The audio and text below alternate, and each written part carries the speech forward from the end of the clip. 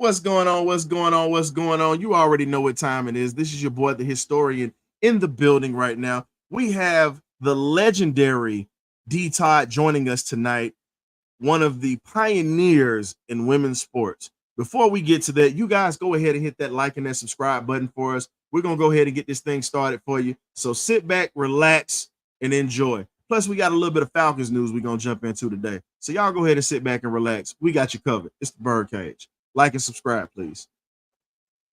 Okay, y'all, this is it.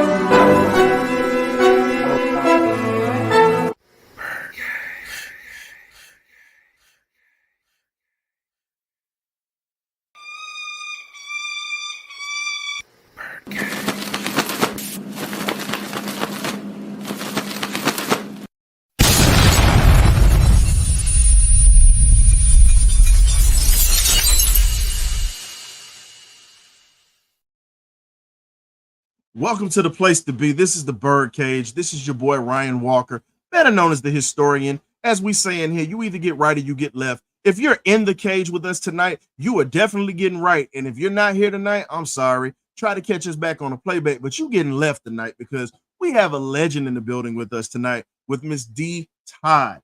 She definitely has a lot of great stories to talk about, friendships, and so many things to cover. But before we get to Miss Todd, I got to go ahead and bring my guy into the building, one of the OGs of this here.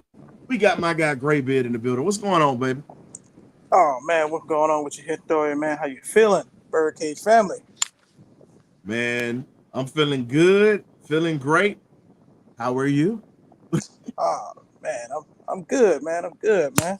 A little bit hot, a little bit humid, but hey, it's GA. What can I say? I'm just ready, really excited for our guests that are going to be on tonight. Really looking forward to it. As soon as you said that, I started to break out in a little bit of a sweat. You can't do me like that, man. Come on, bro. Hey, man. So I had to crank up. Look, I had to crank up the window unit in here. Thanks to you saying that. This Philly heat up here is just a little different, but with the concrete jungle. But I ain't gonna lie to you, boy. You can look, no breeze, no nothing up here. You can have it. I'm about ready to get back down south around the humidity. I feel at home. Nah, but man, you ain't gonna get too crazy into it, man. The hair dry effect. So before we bring on the guests or whatnot, man. So Falcons are getting ready to start camp in a couple of weeks, man. You already know we've been chomping at the bit to get this. And the beautiful part about this is we're finally going to be able to see some of the guys that we want to see actually become valuable, and they're actually going to be used. Listen, y'all. I'm gonna say this, and I'm quoting the great Todd on this right here. We talked about it. Y'all Kyle Pitts fans got more excuses than a jackass has teeth. I'm letting you know that now. I'm telling you that now. I stand on my square. So if he does not perform Why? this year, I don't want to hear anything. All I'm gonna do is make sure I'm gonna have a donkey sound bite for everybody up in here that make excuses. Again, Pitts fans have more excuses than the jackass has teeth. D Todd, Miss D Todd, that's a quote from her. So again, You I just had to make sure I brought. Hey, it's only right to use a quote from somebody that's coming into the cage tonight. It's only right. you can't just let the man be, can you? No, just like Richie Grant, I ain't letting him go. No, That's what's wrong different. with you? That's different. But you know what? Uh, I'm actually different. I am really, really actually looking forward to see how McClellan is gonna be in the yeah, offense. Our new drafted running back that we got from Bama. I'm really, really interested to see how he gonna fit with Bijan and Tank. here's my thing. I just don't want this offensive staff to forget about Tank. They have so many plans and they're promoting Robinson and they're promoting Pitts. It's like, yo, you gotta. I get that they're first round picks, but here's my thing. You have a proven commodity, 1,000-yard back in that backfield. Indeed. You can't forget about him. If you do, that'll be foolish on you because guess what? He's gonna walk right through that door. My thing is create packages for those two to be on the field at the same time because both of them are deadly either way. But We have no we gonna have more. What's up? I'm just gonna say we have no excuse in the red zone no more for not getting 7 points. That's all I'm saying. Agreed. Shoot, hey, I'm gonna be honest with you. I know Miss Todd. I know Miss Todd coached, women's sports and whatnot. She was a track and field coach. We gonna get into that. But I'll be honest with you. I'll let Miss Todd. Hey, Arthur Blank need to holler at Miss Todd or whatnot. Maybe we can get Tyler Algier on the speed track because he's got good speed, game speed, but she can help him get that track speed. She can teach him some techniques or whatnot. Get him up to form and get him up to shape. Yeah, man. Man, let me go ahead and get this thing started. So, ladies and gentlemen, bringing to the birdcage for the first time, we have Miss D Todd coming in here. She's definitely a legend. She was the first African American woman to become the assistant commissioner for the Atlantic Coast Conference, the ACC, for you ACC fans out there. Also, track and field coach, North Carolina A&T, a couple of high schools, coached at Northwestern, was also the first woman to be featured on the Super Bowl.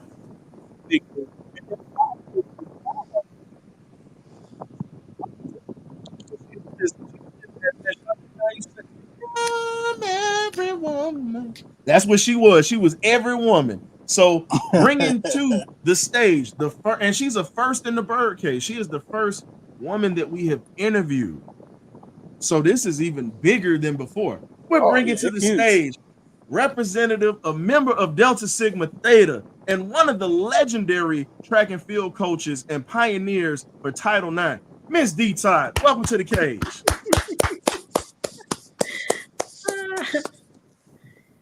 I didn't mess you up too bad with the introduction. I didn't want to give away everything because we gotta let you tell your story. Nah.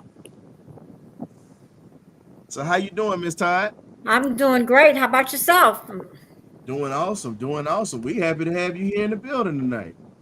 Happy to be here in the bird cage. Yes, ma'am. Yes, ma'am. Yes, ma'am. You already know. A couple of your fellow family members have come through from Dr. Mel Pender, Coach Williams, and then you also had Coach Bill Hayes as well. So we've had a couple of your family members to come through here. Yeah, those are all my buddies. That's for sure. Legendary. The legendary. Dr. Pender. Legendary. Don't look. Now listen, Glenn, please don't get my Uncle Mel started because he's gonna start texting me talking about something. That's right. You better make sure you put my title up in there. We're not getting ready to get him started today. Listen, we gonna leave, like how they say, leave sleeping dogs alive. This is about Miss D tonight. But shout out to Uncle Mel though. He definitely pointed me in the right direction. So, Miss Todd, tell us a little bit about yourself, where you're from, and where did you end up going to college, and how did things transpire for you? Well, I was born in Washington, D.C., and I actually grew up in Camden, New Jersey after a short stay in Philadelphia. I went to Winston-Salem State University. Go Rams.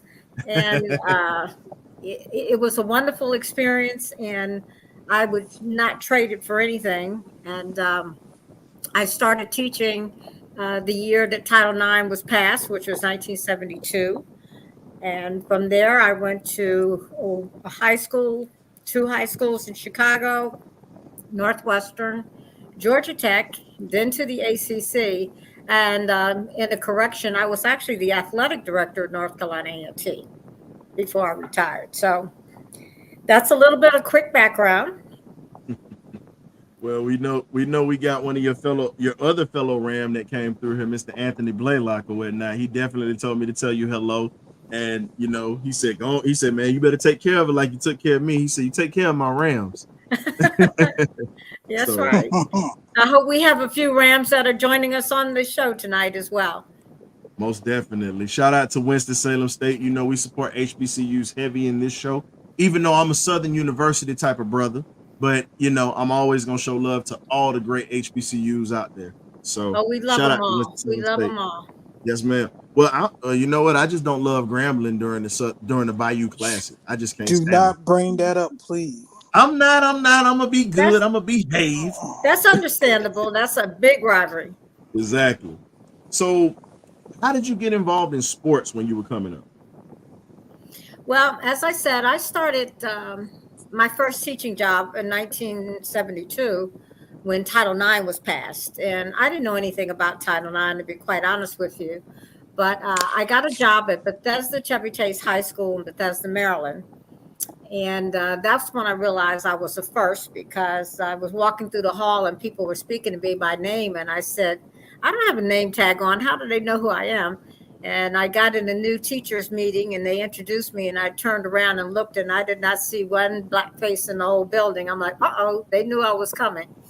But anyway, I was teaching physical education and biology, and they started women's sports. And so I got to coach basketball, gymnastics, volleyball, and I had the cheerleaders. Well, we had one uniform, which was a kilt, like they wear in field hockey. Mm-hmm. But the only thing was different was the blouse. And we had one page in the yearbook compared to like 4 pages for the boys. And then I left, got married, moved to Chicago, and started teaching at Ridge Central High School. And when you're teaching PE, you have to coach. So I ended up coaching track, volleyball, basketball. I had the cheerleaders, and I started the dance group. So I was like really busy. And I won a state championship in volleyball. It had no idea what I was doing, but my passion was track.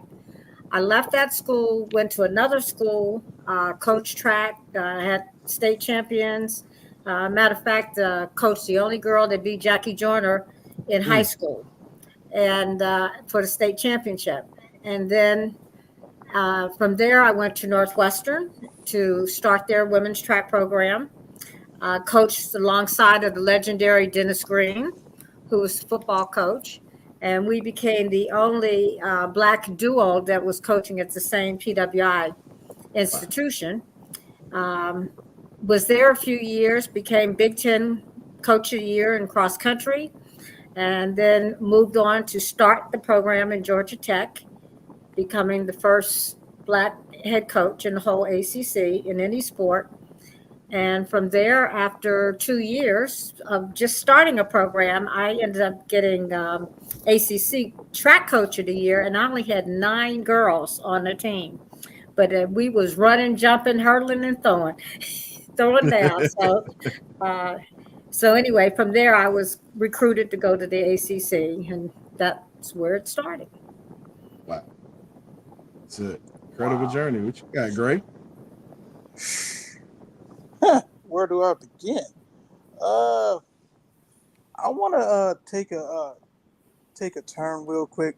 Back in 1980, of course, this was before even I was born. I was born in '81. We boycotted the Olympics, and I'm having a hard time hearing you, Gray. Oh, I'm sorry. Can you hear me? Can you hear me now? Am I good? A little bit more. Apology. Okay, can you hear me now? Okay, that's better. Yeah. Okay, sorry, my apology.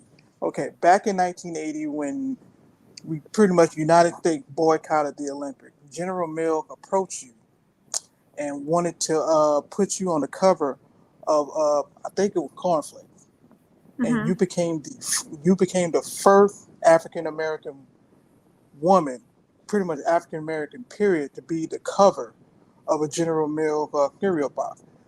How did that make you feel? And walk, and I just want to know just how did that just inspire other people to try to break boundaries like you did? Well, first of all, correction is that it's not General Mills, it's actually Kellogg's. Their General Oh, Mills is okay, Post cereal, yeah, okay. big Oh, competitor. Um, sorry. I had been modeling part time in Chicago. I had introduced Fashion Fair Cosmetics, had done some other work there, and we were coming up on the 1980 Olympics, which America ended up boycotting. And the people from Kellogg's called my agent and they said, "Hey, isn't that lady a coach?" They said, "Yeah." Well, they said we'd like to put her on the box. And so I primarily got on the box because I was a model and a coach, and they just thought it was a good idea. And I had no idea that I was the first Black person on Kellogg's box, none whatsoever. And I think it kind of blossomed later on in life. But when the boxes were on the shelf, I found out that they couldn't stay on the shelf longer than 3 hours because people were buying them all up. And that was because, Black people hadn't seen anyone. So they were going in the stores and they just buy them all up. And the next thing you know, the other boxes would still be the only ones out there. It was pretty funny. I've gotten chased around a store for autographs, a whole lot of things, but it was a lot of fun. Wow. Yeah. Gee. So No, you go ahead, just Victoria. yeah, you went to the cereal box and just jumped all ahead of me, but it's all right. Yeah, I'm it's all right. fine. But I I'm already know. fine. So here's the question I got for you, Miss Todd. Now he mentioned about your modeling and whatnot. You definitely back in those days, coaches weren't making the salaries that they are making now as what they were doing. How was it trying to survive during that time when you talk about coaching women's sports at that time? Because we knew men coaches weren't making that much either. But how was it when you were coaching ladies sports? Was the pay equal or was it a little different for you? Oh, it was way less. I mean, gosh, the coaches now are probably getting paid 4 times what I got, but things weren't as expensive as they are now. I mean, things have really changed. I think when I went to coach at Northwestern back in the early 80s, I think I made $25,000. Mm, Yeah. And, we thought that was something, but, they gave me access to a car and, a couple meals and things like that. But, that was what we were making. And it's a big difference right now. I mean, they making 4 times that much now. Oh yeah. Yes, ma'am. so when you talk about the money, like you were saying, so during that time, because we've talked to former football players, we've also talked to former basketball players around that time, and they were saying, like Mr. Larry Livers, who came on, former Olympian, alternate, he said we had to stay in shape as well as work another job. Now you were also teaching at that time as well. When you were teaching, how was it? Was it very different with you teaching and coaching at the same time, or was it just one of those situations where it was a similarity in being able to teach people in the classroom and then teach people on the athletic field? Well, actually, when I was coaching in high school, I was coaching and teaching, and that was the norm. But when I went to Northwestern, when you start coaching, particularly in Division I schools, typically you didn't teach. So I did not teach, and that was primarily one of the reasons I wanted to get my master's before going to Northwestern because most of the coaches had masters, and they weren't, their title wasn't track coach or football coach, but you are adjunct professor for athletics, for track, for football. So somehow they paid you that way. And remember, Northwestern was a private school. Mm-hmm. So, um, so theirs was a little bit different. But no, I didn't teach once I got on the college level. Okay.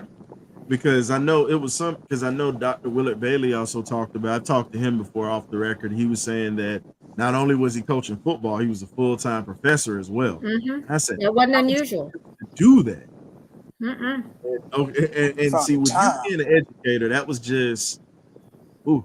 I, my hats off to the educators that are out here because you guys have a tough job every day dealing with children. Praying for you guys every day. Thank you for what you do. You're one of the most underappreciated jobs next to law enforcement and everything else military. But getting back to it. Now we were talking about your days in Northwestern. We talked about you mentioned you talked about Coach Denny Green or whatnot. What was it like being in that situation where you two were the only blacks around that time that were head coaches at Northwestern? And what pressures did you feel to perform at a high level? And what was the recipe for success for you?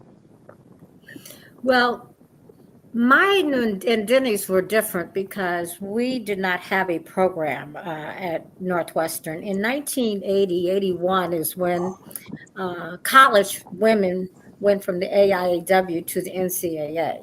Hmm. And so the amount of scholarships and support that they were getting was very different when the women going to the NCAA. So we were all pretty much feeling our way. And in the Big Ten, actually, there were three Black women that were head coaches of track and field at the time. And that was Karen Dennis was at Michigan State, and Mamie Rollins was at Ohio State, and I was at Northwestern. So it was very unusual, but you didn't see any other conference in the country that had that many Black head coaches. I think the Big Ten had 9 at the time. And with Dennis, his situation was a whole lot different because he inherited a team that had been losing consistently. And I think he went for 2 years before they ever won a game. And I'll remember it like yesterday because they beat, I want to think it was Northern Illinois. And you would have thought we won the Super Bowl Wow. because we were tearing down goalposts and everything. We were so excited to finally win a game. But he had a lot of pressure on him being in the Big Ten.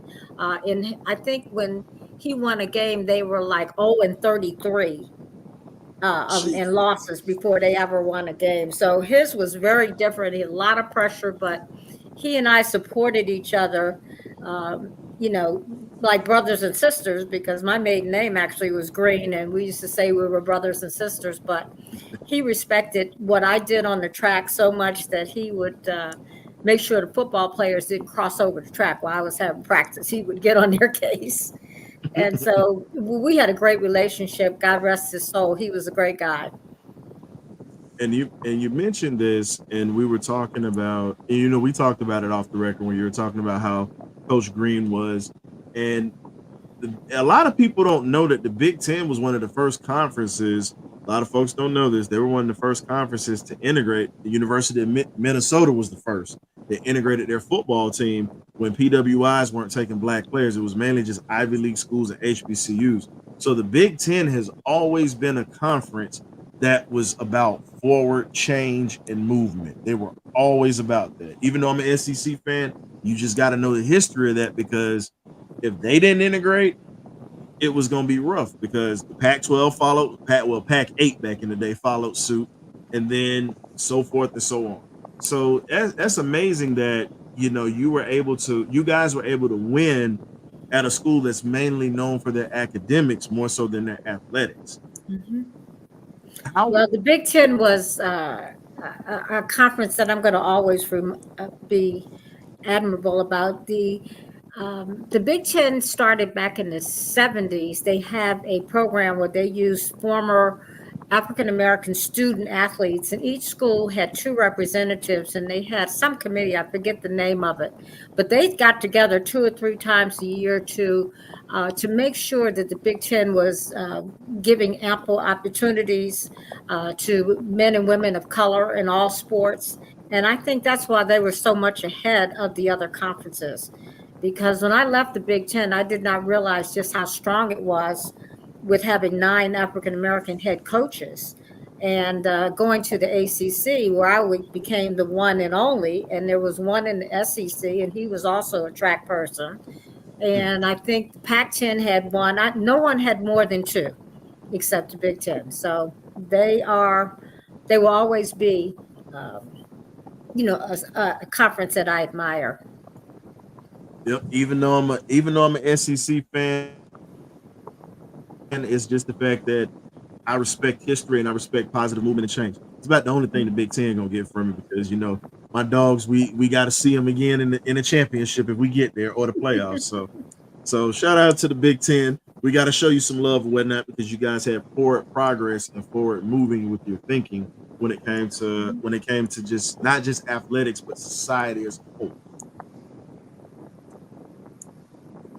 So here's the other question I got for you before I let Graybeard ask you. So you were a model at one point, and you were modeling, and the question is, with you modeling and whatnot, what really got you to kind of stray away from that and focus on coaching full time? Well, to be honest with you, I always focused on coaching and teaching. Modeling was something I actually stumbled into. The lady that started a modeling agency was actually the woman that introduced Oprah Winfrey and Stedman. And her and another friend of hers started a modeling program, and they said, "Oh, come on, send me some pictures and things like that." And I wasn't interested, because if it didn't run, jump, hurdle, or throw, I didn't have a whole lot of time for it. So they kept pressuring me. And I actually got to do my first picture was a McDonald's ad. And they were looking for new faces. And when I finished with the ad, they said, "Well, what's your hourly rate?" And I've said, "Hourly rate? You get paid for this?" And they said, "Yes." Well, the person that I was modeling with was Steve Williams. And Steve Williams is still an actor today. He played on Jumpin' Jack Flash. He was the black cop in the Blues Brothers. And he plays on The Shy now. And, you see him all the time. Well, he was my partner in the ad. And so Steve Williams, hold up. Steve Williams. 21 Jump Street, my man who played. Yep. See, I'm an old Williams? school movie fan. So he played Jimmy Lee. If for all you in here that like Cooley High, he was Jimmy Lee in Cooley High. He was Coach East's older brother. Yeah. Get out here. That was one of my favorite my actors. first job was with him. And he was playing my husband, giving me a stocking for Christmas, and I was pulling out these McDonald's gift certificates. And so the photographer said, "Well, we use these." This was in 1976 or 77. And he said, "Well, we normally start new models with $75 an hour. But since you're with Steve, and he was a big time model and actor, we're going to start you at $150 an hour." And I'm like, "What?" So that's how I got started. So you got hooked. So wait a minute. So you just got hooked up in a huge paying bonus or whatnot. Yeah. So did. Yep. Actually, I talk to Steve every now and then. He still lives in LA, but yeah, he was the reason I got a nice salary starting off. But again, all of the things that I modeled in, that was not my first choice. It was just, do you have time to go downtown Chicago and audition for this or that? If I had time, I did. If I didn't, I had track practice. So modeling was not my first choice. Go ahead, Gray. What you got? Yes. Okay, go, Miss Todd. Yes. Title IX helped out so many African Americans when it especially became a law. In that period, how did that transition? How did it feel year one when they finally passed that into law? And what were some of the hurdles and adjustments that African Americans like yourself had to overcome? And just try to because back in that time, y'all couldn't. It was limited on what y'all can do competition wise. And then when it became a law in fully competition, how was that? I mean, what the feeling, the atmosphere was like?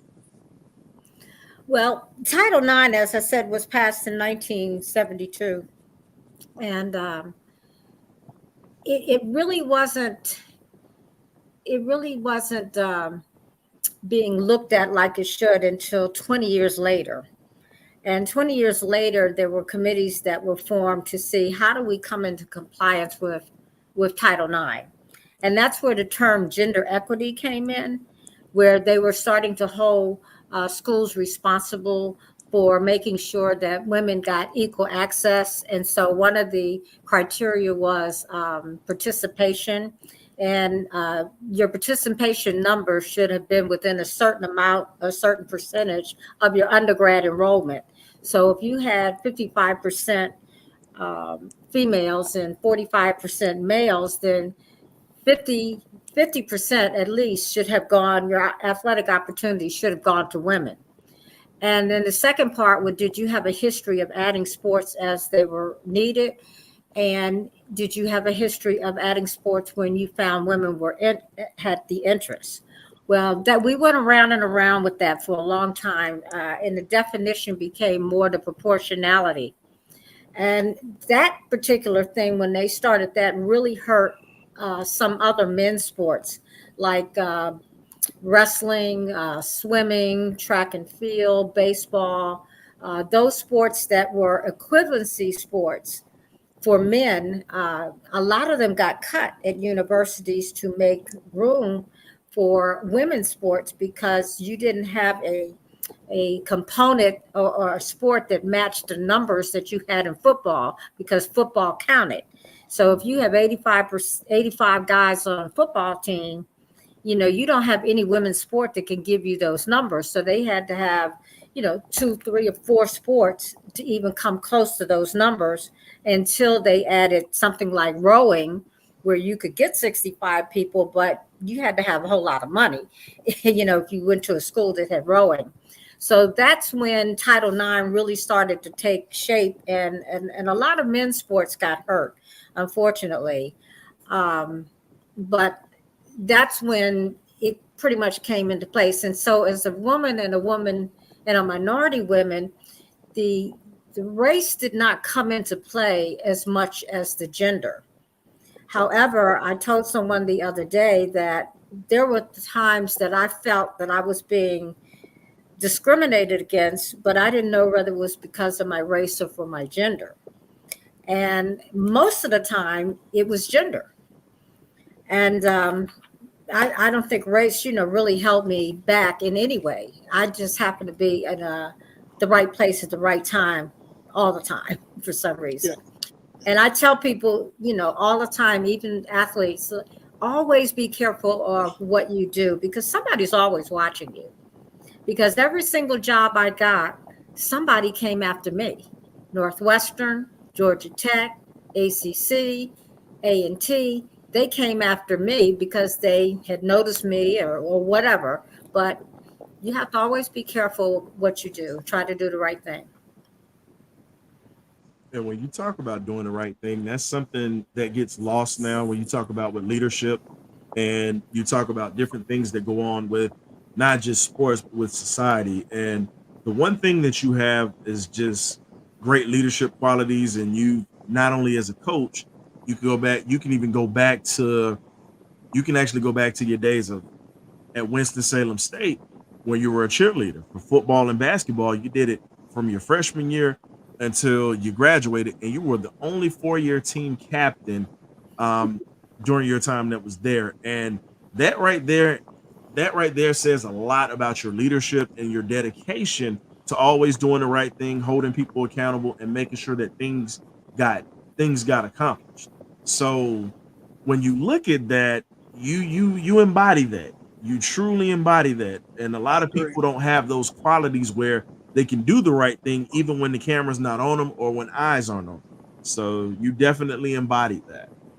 Well, I have to tell you a quick story about the Winston-Salem State. I was 2 years older when I went to Winston-Salem, and so one of the things I got was work study. And Coach Big House Game was actually my advisor for work study. And I said, I'm going to go out for cheerleading. I was a cheerleader in high school, cheerleader in junior high school. We didn't have women's sports. And so I went out and I actually was a little bit better than most of the other girls out there. And he said, you know what? He said, I'm going to make you captain because you like to run things. so so that's pretty much how I got started. Big House, so you like to run things. And he was like a dad to me. I actually was in the room when he passed away. And I love that man dearly. He was a figure that you couldn't miss. But he definitely Never lied about that one. He was a big man. He was a big man. Yeah. But a lot of folks don't even know Coach Gaines was a better football player. And he even talked about when he was at Morgan State back in the day. He said, I only came off the bench to do the dirty work and foul people. He said during his days, he said I was a better football player, but because of his leadership qualities, he was able to become a legendary basketball coach. And as we say, it's something about football players. They strike fear into folks, especially a man of that size. God rest his soul, because he definitely, Earl the My Pearl buddy Monroe. Earl. He told the story. It was a documentary they did on Black Magic where they talked about HBCU basketball back in the day.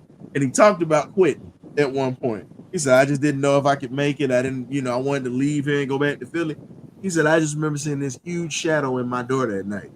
You're going to make it. You're going to be all right, but you ain't going home. And he already had called his mom. He said he called my mom to tell me, no, he's not coming home. He's fine. I'm just toughening him up. But again, Coach Gaines was a legendary figure and just, he created so many opportunities for so many people, when it talked not just in sports, but you can also talk about how he did it in the business world. Because I'll give you this. He's not a Hall of Famer, but he's a CIAA Hall of Famer like yourself, Mr. Charles Oakley.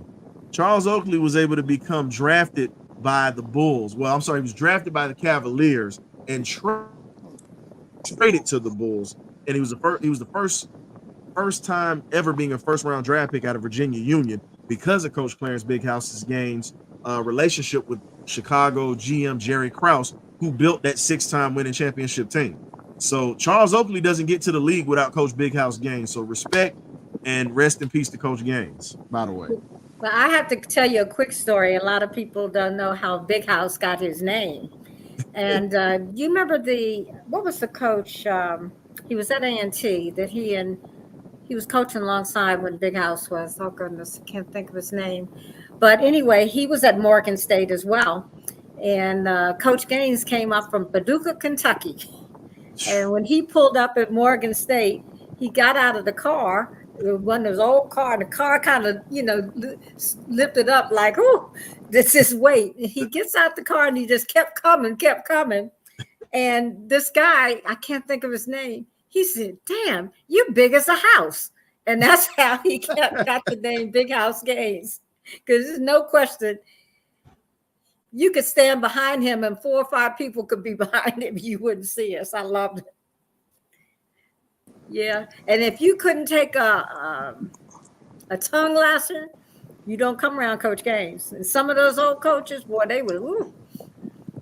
If your feelings got easily hurt, you were hurting a long time because they did not care. And I love it, though. Man, that's awesome. So, Graybeard, what do you have for Miss Todd? Miss Todd, you done a lot of things. Like you coached, you mentored, you taught. How did you find the balance for your personal life? Because I know you had to make sure the kid with situation, and then you had to worry about upcoming curriculum with teaching and whatnot. So how did you just find that? Hopefully not perfect, but consistent or work balance relationship you have with your personal life. Well, that's a good question. And, sometimes, unfortunately, I divorced when my son was like 8 years old, and it was him and I for the rest of the time. And I had these big time jobs and stuff. But I've always been very blessed of having people that were willing to help, to pick him up from practice, to be the mentor to go to practices with him and put things in place. But it was not easy having a personal life, which I really didn't. And that's the sacrifice that sometimes we have to make. And um, I have no regrets, but I did have a lot of support. A lot of people, I had to let people help me, and they did. And I always made sure that he was okay, that he had everything that he needed, that he didn't miss a step. And if I was in town, I didn't miss a game or anything that he did. I set my schedule around him. And now he's married with children, and he's the same way. He's an excellent husband and father, and he spends a lot of time with his children. And I'm so proud of him because he really didn't have that example, because I was mother and father. So um, that takes its toll on your personal life. But I'm blessed that I've got great support people. Now you talk about support and you talk about your community that was around you. You end up getting into the CIAA 2001.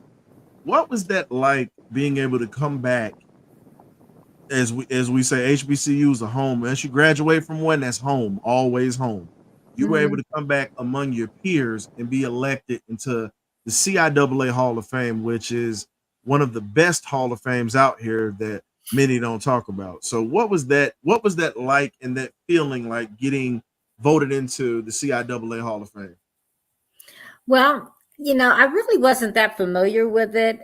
Fortunately, there's a young lady that I hope one day you can have her on your show. Her name is Monique Smith, and she has a wonderful website where she gives all women, their praises and making sure that people know.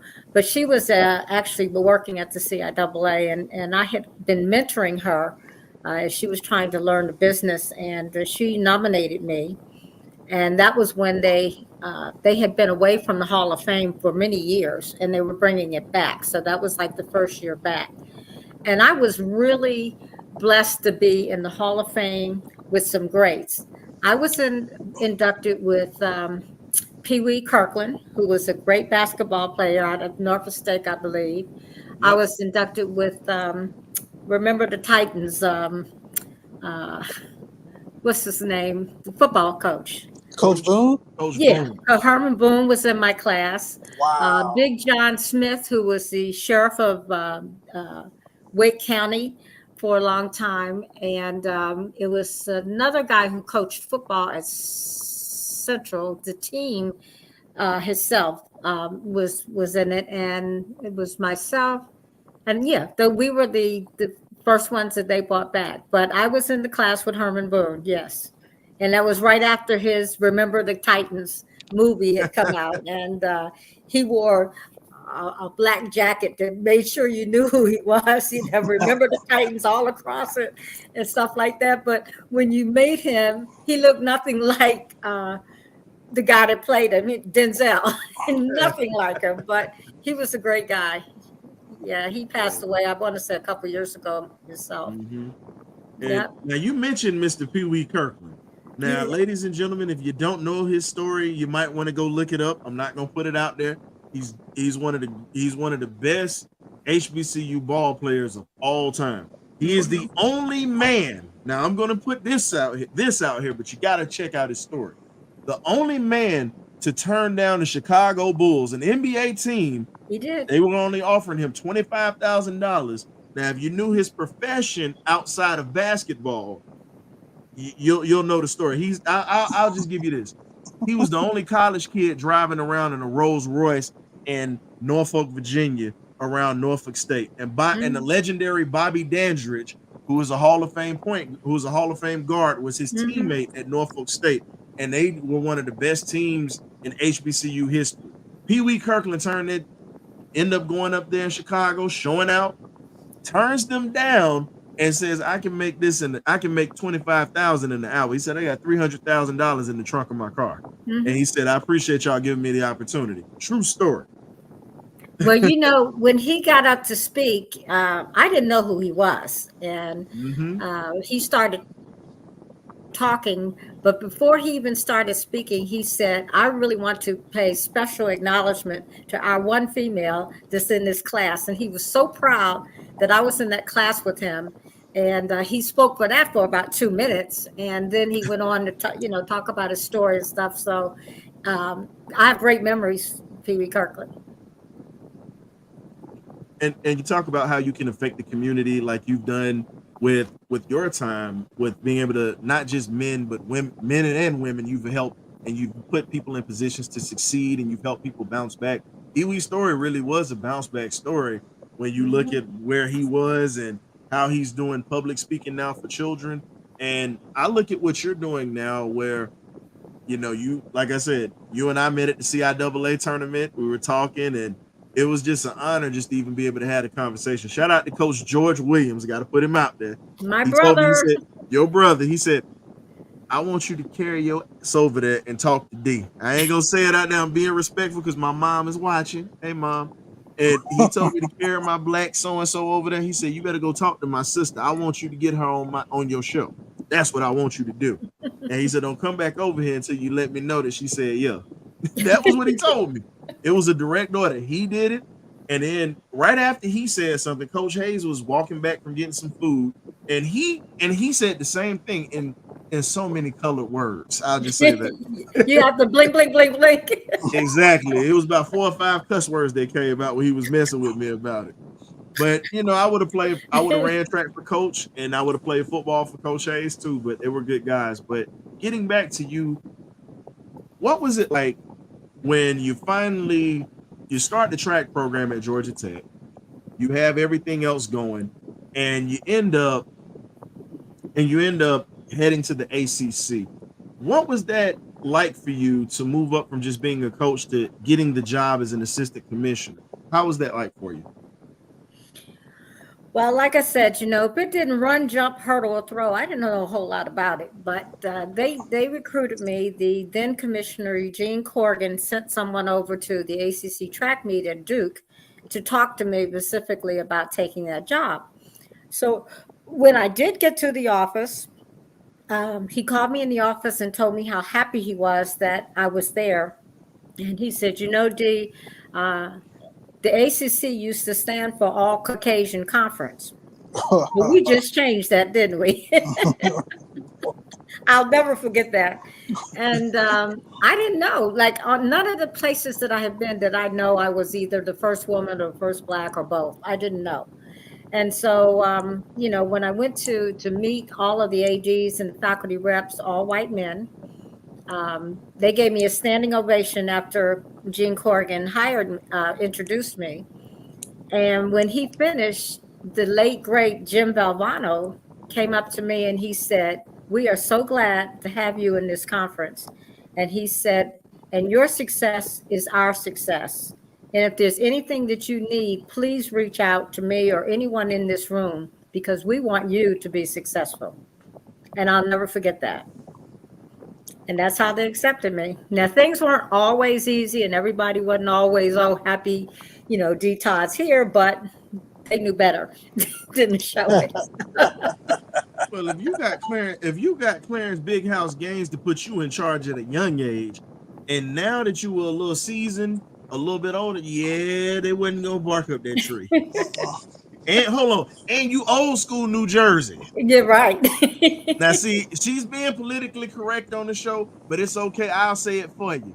She's old school Jersey, and old school Jersey don't play, especially from Camden. That's right. You can't play. No.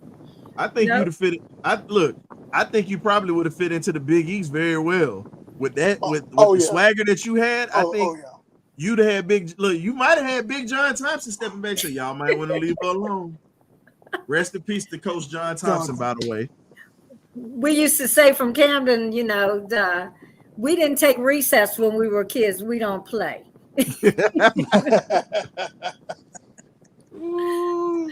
So now you get into the position with the ACC.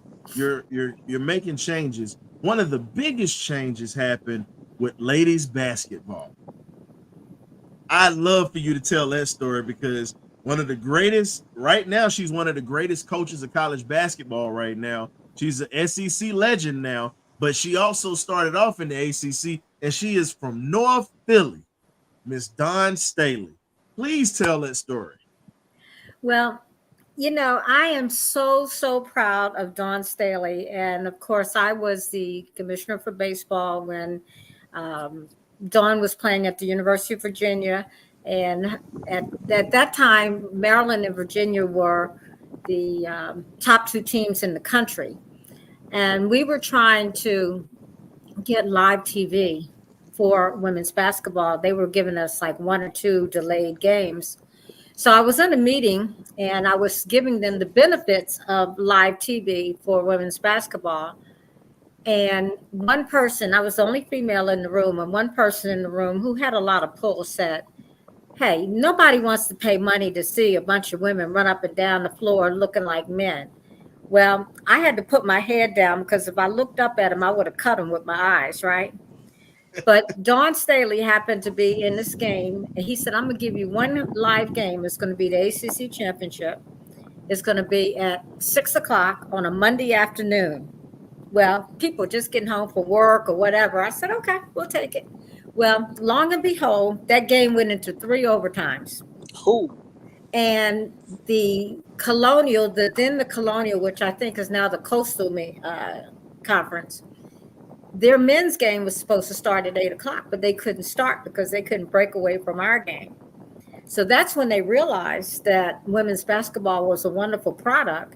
And the next year, I think we got 6 or 7 live games, and it just grew from there. But I've been to every Final Four that Dawn played in.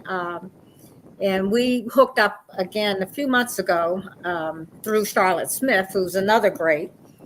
And we hooked up again, and I told her how proud I was and all of the things that she was doing. And she wrote back and told me, she said, "I am so glad to hear from you." And she said, "Dee, the fruits of your labor are in full bloom now. Thank you. And take care of your grandkids." So now we converse back and forth, but I knew she was going to be a leader when she was playing at Virginia, because I've seen Debbie call her coach call timeout and tell him something, and on the way back out on the floor, Dawn would say, "Okay, we're going to do this, this, and this." She was coaching back then, and she is just a powerful young lady, and she used to come behind me and put her hands over my eyes, and I would say, "Who is that behind me? Oh, there must be somebody short like me. It must be Dawn Staley," and she started laughing. But she is a dynamite. She's the GOAT. I'm just so tickled to death to know her and to have seen her grow. That's my girl. I'm gonna say this. I'm gonna go ahead and proclaim this now. No disrespect to Pat Summitt, because Pat Summitt definitely was one of the best coaches of all time. Dawn Staley has a powerhouse in South Carolina that I believe is going to break that championship record with them. And I honestly know that she's going to probably upstage good old Gino up at UConn. I'm calling it now. Yeah. So shout out to Coach Staley. And I think she's one of the best coaches of all time already. But for you to open that stage for the conference, and you put her on the stage with the ACC championship game, we have a lot to thank you for, because we wouldn't have the Angel Reeses or the Caitlin Clarks right now, playing on those big stages, getting the ratings that they're getting, if it wasn't for you opening that door. So we definitely appreciate you for giving us an opportunity to not have tape delays with women's basketball. Thank you. Well, I tell you, I watch women's basketball now, and I just smile. I smile at all the sports, because when I was at the ACC, I actually was in charge of 23 sports, men and women. I had baseball. I was the first woman and Black woman to be on the NCAA Division I baseball committee. So I've always been the type of person, if I'm going to get into something, I'm going to get in it and I'm going to be the best that I can be. And I didn't see any women in baseball. And so I took that on. And so now I'm a state rep for the regionals. I did a super regional this past year at UVA. And so I kind of, stay up, but women's sports and particularly women's basketball and of course track, um, it's just, just makes me smile to see how far we have come. And you can be who you are. You don't have to, look a certain way or act a certain way. You could be who you are. And to see the talent that has developed in our women, it just makes me feel good. I mean, I feel like I told Dawn, I said, I feel like an old grandma looking at her grandchildren, but I am just so No, proud no. of them. And I look at women leaders in college sports, which used to be called NACWA. And in 1995, I was the first Black president of that organization. Our forum was in Baltimore, and I was the only Black woman in the whole organization. We had about 600 women, college administrators, and so forth. And my goal was each one of us go out and reach one. So each one was to reach one. And we improved our membership. Well, now there are over 3,000 members of now called Women Leaders in College Sports. And there probably is well over 300 women of color. And this past year in October, I received the Lifetime Achievement Award for Women Leaders in Sports as the pioneer for minorities and women in general. And it was such an honor to be in that auditorium of thousands of women, cheering on my Winston-Salem State Rams, my ACC people, all supporting me, my son and his friends that he grew up with, coming to the banquet. It was just such a joy to get that honor, before I leave this earth. Truly did leave a legacy. Yes. So that's my story. You have probably one of the most inspired stories I had the pleasure of listening to, just for how much you've done, not just for African Americans, just for women sport in general, just opening that door and bridging the gap, and it's just been an honor and a privilege just to look into you, your story, and just everything you've done. I don't think you get enough credit. But here on the Birdcage, we're gonna make sure we give you nothing but credit because you truly did open the door for women to not only have a play in sport, but people can enjoy women's basketball, women's baseball, and women's track. Thank you so much. The pleasure's all been mine, and I'm just so happy when I see these things on TV, and it's it just makes me smile to think, look how far we've come, Yes, and ma'am. and we still have so much to do, but I'm just so pleased.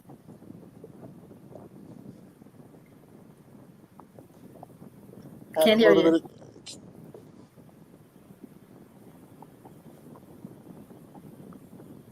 still can't hear you, historian. I don't know what's wrong with your mic, but Miss D, can I ask you a question? Sure. What made you pledge Delta? Oh, now come on.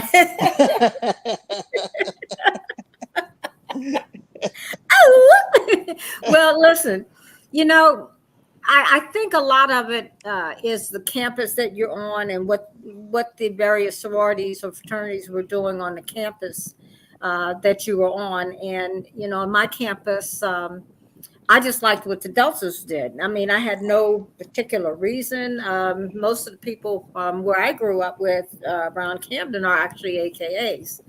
So Mm, it just fit me more, I think.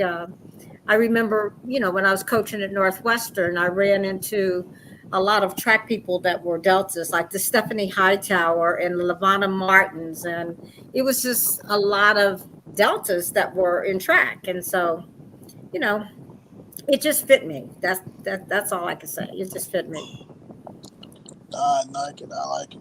So before we get ready to wrap things up, and hopefully the story come gone, is there anything you would like to say to people that coming up and want to be able to, not try to change, not try to like break barriers or whatnot, just make an impact in someone's life, whether it be in education, work, or just mentorship? Is there like any tip or any gems you would like to drop? I always like to tell, particularly young people that are coming up, going into administration, coaching, or whatever they want to do. A lot of young people now do not want to listen Mm, to history and to the old people. And the one thing that I can honestly say, I had the Dr. Leroy Walkers, I had the Big House Gaines, I had the Coach Homer Rice, and I had those people, and I listened to everything they said. I was soaking it up. And when you know the history, you can know what you need to do as you go forward. And I think you should always try to include them, ask questions. Even if you think you know the answer, listen again, because there's probably going to be something that you didn't know. And have a mentor, somebody that don't just come out thinking you know everything, because you just don't. You got to learn. And I didn't get this age just growing and being old. I listened a lot, and I learned, and always appreciate any advice that anybody gives you, and then it's up to you to decipher what it is you can use and what you can't use, and that makes you a better person. Well, hopefully my sound is a little bit better for you guys. you're back. You're I had back. to make sure. I don't know what happened to the microphone. It went out, but you know what? Hey, the devil is busy, but we got a hell of a show, and I'm not letting it stop. One monkey don't stop no show. That's the No, best way my grandmama used to say it. But I mean, just think about it, Miss Todd. You, Coach Hayes, Coach Williams has been on this show, Coach and Dr. Pender. When we talk about legacies, you guys leave a big legacy here, and we're always gonna honor that. We're always gonna honor the athletes that came at the beginning. We're gonna always honor the coaches that also employed a lot of diplomacy, athletic ability, and teaching people how to be great individuals of society. We're going to continue to acknowledge that here in the Birdcage. Yes, we cover the Falcons. That's the main thing that we do. But for us, having the opportunities to interview legends such as yourself and those gentlemen is just a pleasure, because we get to hear stories that most people don't get to hear. We get to talk to you guys about life experiences, and you drop gems and I kid you not, every last one of you that have come through here, from you, Coach Hayes, Coach Williams, Dr. Pender, and so many others, everybody drops gems in here. And it's not just for us, it's for the audience that's here, because they could be going through something in life, and you might say something that changes everything. uh-huh. So we're very appreciative to what you've done for us today, coming through the cage and just telling stories and whatnot, and just giving us time. Like, this is worth more than anything that we've had. So I definitely appreciate it. As you can see, ladies and gentlemen, we have a poster that's behind here with all the collages of Miss Todd. I'm gonna pull us all off the screen so you guys can see it just for a moment.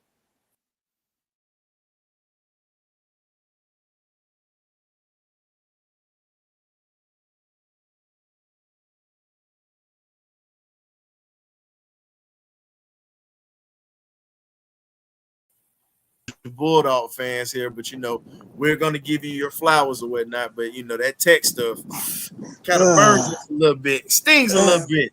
yeah, yeah. Well, I just thought of something I'd like to leave you with, and I'm going to take this from Coach Big House Gaines. Used to always tell his people, me included, opportunity knocks on every door, but it will not pick a lock.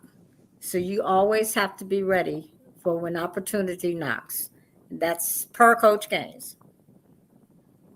Man, you know what? I agree with him. I Yeah, agree with him wholeheartedly. That's deep. it is. Sometimes we try to wait for the right moment, and sometimes that opportunity passes us up because we're waiting for the opportunity to open the door instead of open the door to the opportunity. Yeah, I definitely agree with that. Mm-hmm. Agreed.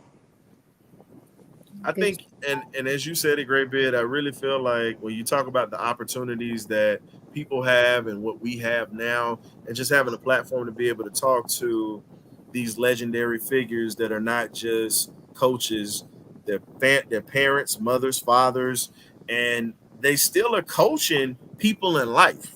Like, Miss Todd, you still don't stop coaching just because you hung up your whistle, and you might not use as many 4-letter words as you used to with people running around the track.